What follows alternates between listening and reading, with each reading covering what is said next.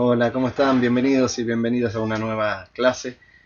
Hasta ahora nosotros fuimos cargando datos mediante el teclado, fuimos sacando datos por pantalla y fuimos obviamente, como decíamos en otras clases anteriores, validando y procesando la información.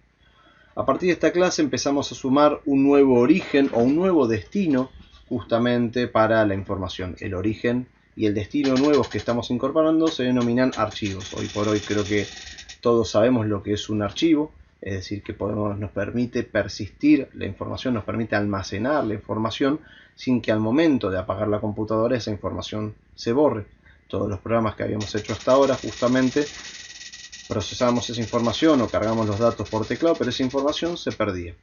Con un archivo podemos entonces justamente hacer grandes operaciones, 4 grandes operaciones que son crearlo, barra abrirlo si se quiere, leerlo, escribirlo y cerrarlo o guardarlo. Entonces tenemos la posibilidad de crear o abrir un archivo existente, de leerlo o escribirlo, de cerrarlo y guardarlo. Estas 4 operaciones básicas son las que nos va a permitir manejar distintos tipos de archivos que al momento de crear un archivo o al momento de abrir un archivo utilizaremos la misma función. Vean cómo justamente los conceptos como funciones los venimos aplicando desde la primera clase y los estamos utilizando al día de hoy, no solo ya con funciones propias del lenguaje o de las bibliotecas que nos brinda el lenguaje, sino con nuestras propias funciones. En este caso la función open tiene 2 argumentos. La función open tiene 2 argumentos. El primer argumento refiere al nombre del archivo que queremos abrir y o crear. Y el segundo argumento tiene que ver con la forma en que ese archivo se va a abrir. Tal vez si queremos abrir un archivo existente como lectura, pero ese archivo no existe, bueno, el programa nos va a generar error. Pero, por ejemplo, tenemos distintos modos de apertura para repasar y para conocer. Uno de los modos de apertura, si pensamos solamente en la apertura de archivos, requiere un argumento que es el de lectura, con la letra R de read. Si queremos leer y escribir, tenemos la opción de usar el R+. Si queremos solamente escribir, tenemos el W. Si queremos agregar, la diferencia entre escribir y agregar es que agregar nos abre el archivo para escribirlo al final. Y si queremos, además de agregar, poder leer también el archivo, tenemos la opción con el modificador A+. Fíjense que en estos casos que estamos describiendo, todos los casos refieren justamente a ¿qué? A la posibilidad de abrir un archivo existente.